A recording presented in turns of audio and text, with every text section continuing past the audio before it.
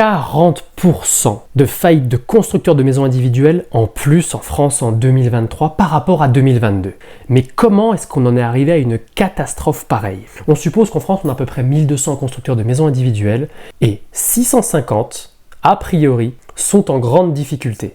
Je tiens à le rappeler, la maison individuelle, le petit pavillon, c'est le rêve principal de la plupart des Français, dont je fais partie. La plupart des Français désirent avoir un petit bout de jardin pour voir grandir leurs enfants et c'est quelque chose de parfaitement naturel. Seulement voilà, nous avons vécu quelques années très particulières de 2020 à 2024. La construction de logements a toujours été un sujet un peu particulier en France. Mais très sincèrement, si on avait voulu détruire un secteur d'activité de manière plus efficace, je pense qu'on n'y s'y serait pas pris autrement. Tout d'abord, revenons un petit peu en 2020, lors du choc de la crise sanitaire. Évidemment, de nombreux Français se sont retrouvés enfermés chez eux, ce qui a créé un choc pour énormément de Français, et par conséquent, au sortir du premier confinement, énormément de Français désiraient avoir leur petit bout de jardin et donc se sont rués sur les maisons individuelles dans les villes petites ou les moyennes villes. Mais on a aussi eu une ruée vers l'or sur les terrains pour les constructions de maisons.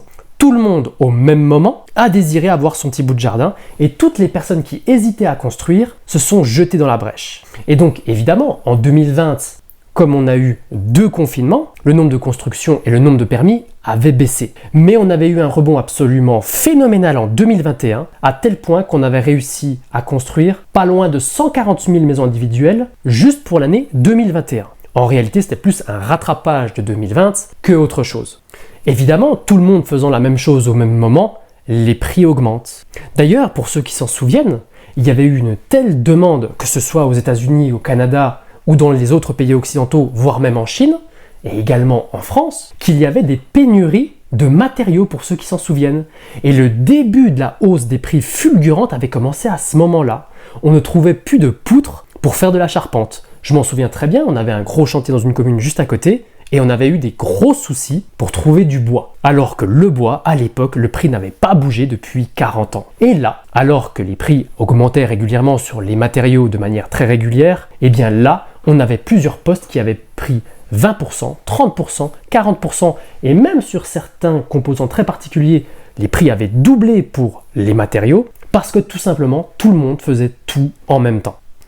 Résultat des courses, nous avons des coûts de construction qui ont augmenté tout simplement parce que l'inflation est arrivée puisque tout le monde a fait tout en même temps. Jusque-là, tout est à peu près logique. Mais au même moment, l'État, pour des raisons idéologiques, décide que la maison individuelle est quelque chose de mauvais pour l'environnement. Par conséquent, une loi est instaurée, la ZAN, zéro artificialisation nette des sols, qui va réduire le nombre de surfaces constructibles dans notre beau pays. Par conséquent, vu que nous avons une surface qui se réduit, mais une demande qui est toujours aussi forte, le prix des terrains s'est mis également à grimper.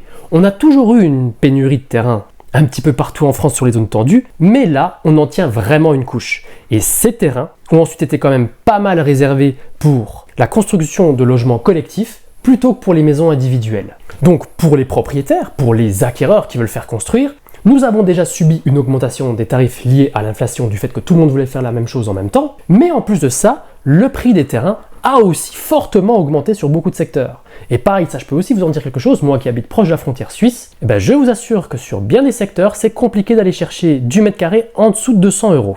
Ce qui n'était absolument pas le cas en 2018 ou en 2019. D'ailleurs, en 2018 ou 2019, je me souviens avoir eu une conversation à cette époque-là, par rapport au fait que l'on pouvait construire à peu près la maison que l'on voulait, la maison de nos rêves pour 400 000 € sur notre secteur. Aujourd'hui, ce chiffre, il est complètement explosé. On est sur un prix plutôt proche des 500, 550, auquel il faut rajouter le terrain. Très honnêtement, pour un projet plus standard, en 2018-2019, pour 250, 300 000 €, on arrivait à construire déjà une belle maison. Aujourd'hui, on est plutôt proche des 350, 400 pour une maison plutôt standard. Mais évidemment, avec tous ces éléments, donc l'augmentation des prix des matériaux, plus l'augmentation des prix des terrains, pour calmer un petit peu tout ça, qu'est-ce que les États font? Ils augmentent les taux d'intérêt. C'est parfaitement normal. Lorsqu'on augmente les taux d'intérêt, le but, c'est de dire maintenant, vous arrêtez d'acheter, vous arrêtez de construire. Et en plus de ça, sur les maisons individuelles, on avait aussi ce qu'on appelle le PTZ, prêt à taux zéro, qui permettait un petit peu d'aider les propriétaires à devenir propriétaires de leur résidence principale, notamment sur la maison individuelle. Ça a été abandonné également. Et les taux sont passés de 1% à 4%. Nous pouvions donc construire une maison aux alentours des 400 000 euros en 2018-2019 sans trop de difficultés avec des taux à 1%. Aujourd'hui, il s'agit plutôt d'aller construire une maison à 550-600 000 euros avec des taux à 4%. Et évidemment, vous vous doutez bien que le nombre de constructions, le nombre de propriétaires capables de s'offrir ce type de produit est bien plus limité. Conséquence de quoi, les constructeurs de maisons individuelles ont moins de clients. Et d'ailleurs, c'est bien cette phase de transition qui les a vraiment mis en difficulté. Parce que lorsque vous voulez construire une maison et que vous signez avec un constructeur, en réalité, vous commencez à la signer pour avoir une livraison en 2024 par exemple aujourd'hui. En réalité, vous l'avez généralement signé en 2022. Puis vous avez plusieurs phases de paiement. Mais la situation dans laquelle on était en 2022, alors qu'on avait encore des taux d'intérêt à 1% et un certain prix du foncier et un certain prix des matériaux surtout, n'est plus du tout le même aujourd'hui. D'autant plus qu'entre-temps, évidemment, de nouvelles normes se sont rajoutées et qui ont encore ajouté au coût d'acquisition des maisons. Et dans de bien nombreux cas, on avait des constructeurs de maisons individuelles ou même voire des promoteurs qui allaient voir leurs clients et qui leur disaient « Écoutez, voilà, le prix, ce n'est plus ça sur ce lot-là, mais c'est plutôt 20% en plus. » Le problème, c'est que si le client n'a pas les moyens de payer, il n'a pas les moyens de payer. Soit il a le cash, soit il ne l'a pas.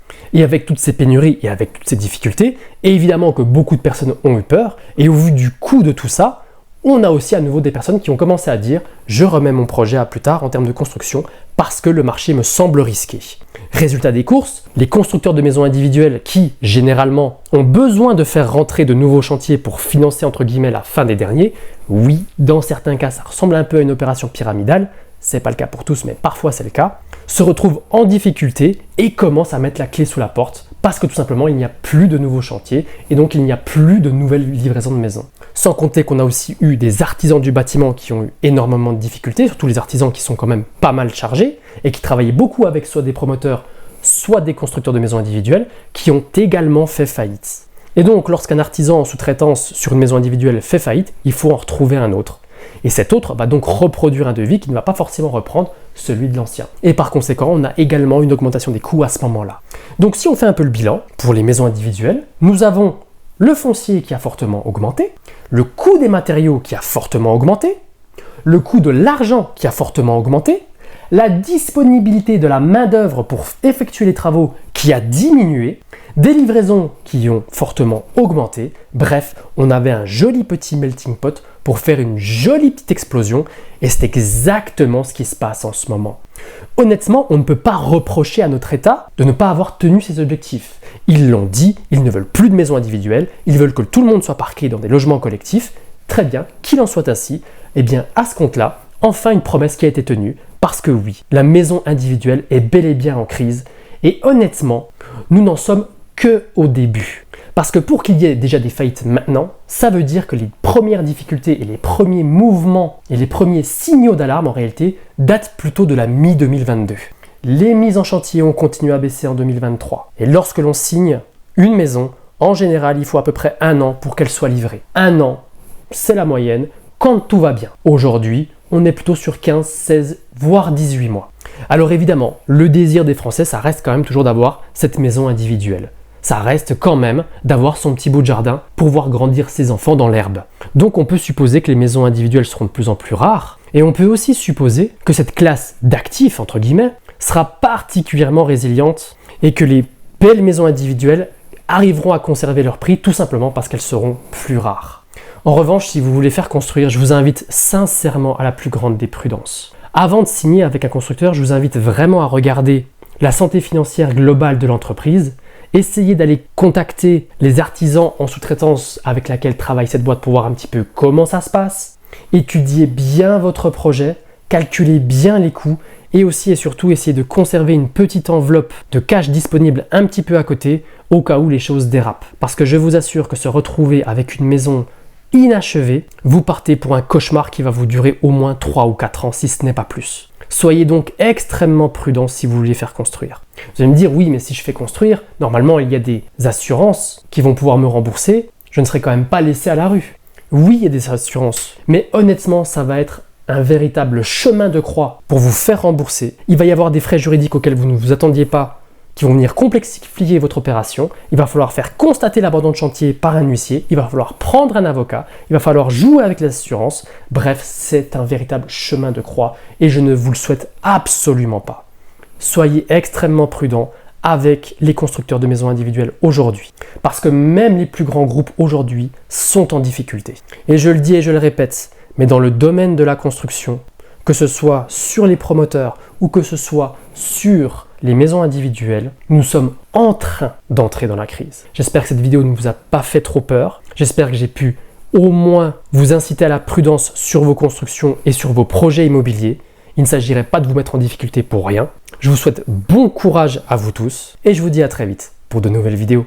Ciao, ciao, ciao!